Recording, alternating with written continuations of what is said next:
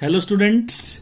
तो हम लोगों ने लास्ट क्लास में मैंने आप लोगों को थोड़ा बताया था कि ट्रिग्नोमेट्री के जो बेसिक एंगल हैं या वन फर्स्ट क्वाड्रेंट में आते हैं या सेकंड क्वाड्रेंट या थर्ड या फोर्थ, तो उसमें हम वैल्यूज कैसे फाइंड करते हैं। तो और मैंने आप लोगों को ये भी बताया था साथ में कि जो मैं नेक्स्ट वीडियो लेके आऊँगा उसमें मैं आपको आगे के बारे में बताऊँगा।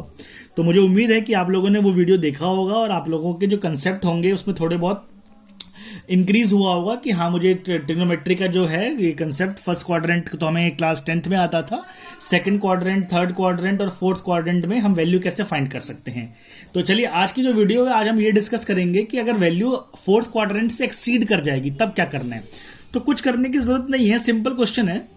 मान लीजिए हमारे पास, हमको पता है कि फोर्थ क्वाड्रेंट का मतलब 360 तक होता है। मान लीजिए हमारे पास क्वेश्चन है कि साइन 390 की वैल्यू निकालनी है। देखिए, अगर आप लोगों ने वो वाली वीडियो कर लिया है तो आज वाली वीडियो सिर्फ 3 से 4 मिनट की होगी, क्योंकि इसमें कुछ नई चीज है ही नहीं, हमें वही चीज पता होनी चाहिए। अब मान लीजिए हमारे पास है क्वेश्चन की साइन 390 की वैल्यू फाइंड करनी है। तो देखिए, आपको कुछ नहीं करना है, हमको पता है कि 360 से ज्यादा है। तो जब भी वैल्यू 360 से ज्यादा होगा आप लोगों को कुछ नहीं करना, आपको एंगल को 360 से डिवाइड करना है और जो रिमाइंडर आएगा वही आंसर आएगा। मेरे कहने का मतलब है, देखिए 390 है मेरे पास, मैंने 390 को 360 से डिवाइड किया, 360 1 से 360, रिमाइंडर कितना आया 30। तो मेरा आंसर है साइन 30 और साइन 30 की वैल्यू हमें पता है हाफ होती है। तो बस इतना सा कंसेप्ट है कि अगर वैल्यू उससे ज्यादा है, अगर वैल्यू उससे ज्यादा है तो कहने का मतलब क्या है कि आपको डिवाइड करना है, डिवाइड करके जो रिमाइंडर आएगा हमारा वही आंसर होगा। कहने का मतलब, अगर सपोज मैं एक वैल्यू लिखता हूं यहां पे tan 1125, मेरे पास क्वेश्चन है tan 1125। अब बच्चे डर गए, भाई क्या बात बन गई, क्या हो गया। कुछ नहीं करना, 1125 को आप 360 से डिवाइड करिए। अगर मैं 1125 को 360 से डिवाइड करता हूं, 363 सा 1080 होता है और रिमाइंडर 45, तो मेरा आंसर कितना आ गया, मेरा आंसर है tan 45 और tan 45 की वैल्यू होती है 1। तो ये मेरा आंसर हो गया। तो जब भी ऐसे क्वेश्चंस आएंगे आप लोगों को सिंपल क्या करना है, वैल्यू देखनी है कि कौन सा 360 से ज्यादा है। अगर ज्यादा है तो आप उसको डिवाइड करेंगे और जो रिमाइंडर आएगा आपका वो आंसर आ जाएगा। सिमिलरली अगर मैं आपको एक और क्वेश्चन की बात करता हूं, जैसे कि मेरे पास एक क्वेश्चन है, अगर हम लिखते हैं, मेरे पास क्वेश्चन है कॉसेक -1140। देखिए, पहली बात तो नेगेटिव है। सबसे पहले आपका काम क्या है कि एंगल को पॉजिटिव करना। तो ये जो नेगेटिव है, तो हमको पता है कि कॉसेक नेगेटिव का मतलब फोर्थ क्वाड्रेंट, तो कॉसेक फोर्थ में क्या होता है, नेगेटिव। तो आंसर कितना आ गया, -cosec 1140। फिर 360 से डिवाइड करते हैं तो रिमाइंडर 60 आएगा और कॉसेक 60 की वैल्यू क्या होती है, 2/√3। तो आंसर कितना आ गया, -2/√3। तो ये मेरा ये कंसेप्ट था आज का कि हम कैसे सॉल्व कर सकते हैं। इसके अलावा कुछ कुछ क्वेश्चनों में बेटा आपको पाई में टर्म में क्वेश्चंस आएंगे, तो आपको घबराने की जरूरत नहीं है। मान लीजिए क्वेश्चन है मेरे पास tan 11 π/4। देखिए, आपको मैं अभी बेसिक कंसेप्ट बता देता हूं कि क्वेश्चन को कैसे सॉल्व करना है।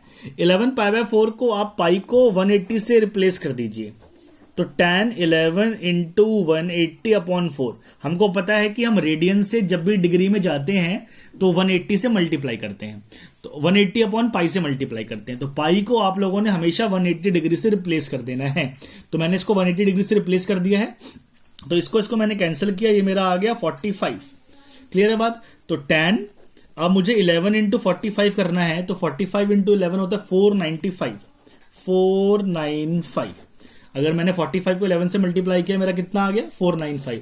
अब 495 को मैं tan, ये 360 तो डिवाइड करते हैं 495 को 360 से, तो रिमाइंडर आ रहा है 135। तो मैं इसको क्या लिख सकता हूं, tan 135। और इसके बाद तो हम लोगों को पता ही है कैसे, tan 135 को मैं क्या लिख सकता हूं, tan 180 - 45। ये हम लोगों ने लास्ट वीडियो में किया था। तो tan 180 - थीटा का मतलब क्या होता है, -tan थीटा। क्यों, सेकंड क्वाड्रेंट में tan नेगेटिव, तो मेरा आंसर -1। तो इसका मेरा आंसर कितना आ गया, -1। अब इसी क्वेश्चन को हम एक और तरीके से कर सकते हैं। पाई के टर्म में अगर करना है तो 11 को मैं लिख सकता हूं 3π - π/4। अब 3π का मतलब क्या हो गया, सेकंड क्वाड्रेंट, तो इसका मतलब क्या हो गया, -tan π/4। सेकंड क्वाड्रेंट देखिए 3 पाई मतलब देखिए मैं आपको समझाता हूं, यहां से यहां गए पाई, यहां से यहां गए 2 पाई, यहां से यहां गए 3 पाई, 3 पाई माइनस, तो 3 पाई माइनस मतलब सेकंड क्वाड्रेंट, सेकंड में tan नेगेटिव होता है, तो माइनस tan पाई बाय 4, तो आंसर -1। तो ये मेरा आंसर है। अब किसी किसी बच्चे के मन में एक बात आ रही होगी कि हमें कैसे पता चलेगा कि 3 पाई से माइनस करना है। तो देखिए 11 पाई बाय 4 है, आप इसको डिवाइड करिए, ऐसे हम डिवाइड कर सकते हैं 11/4, 4 2 ज़ा 8, रिमाइंडर 3। तो आपको हमेशा रिमाइंडर इसके हाफ से कम रखना है।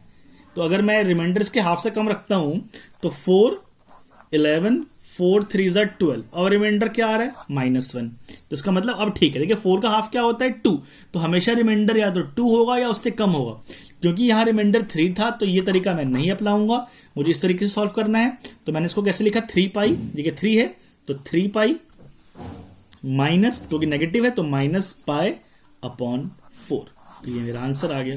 तो इस तरीके से हम जितने भी क्वेश्चन है उसको सॉल्व कर सकते हैं। तो मेरी आज की जो वीडियो थी वो मैंने आप लोगों को ये सिर्फ कंसेप्ट बताया है कि अगर वैल्यू 360 से ज्यादा है तो आप लोगों को कैसे करना है।